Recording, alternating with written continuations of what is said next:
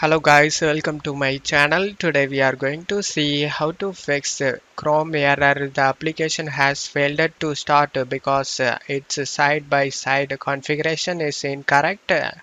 Let's fix it guys. You just need to go to search menu and type control panel. Click on open it. Select and uninstall a program. Find Google Chrome. Right click on it and select and uninstall. Select yes. Select also delete your browsing data and select uninstall option and uninstall the Chrome. After that, you just need to close stuff here and go to search menu and type Edge. Click on open it. Search Chrome download.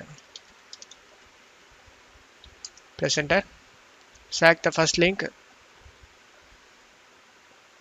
Select the download Chrome option. After downloading the Chrome, you just need to open it and install the Chrome. After installing the Chrome, you can open the Chrome without having any problem. And that's it for today's video guys. Give me a like and subscribe. Thank you.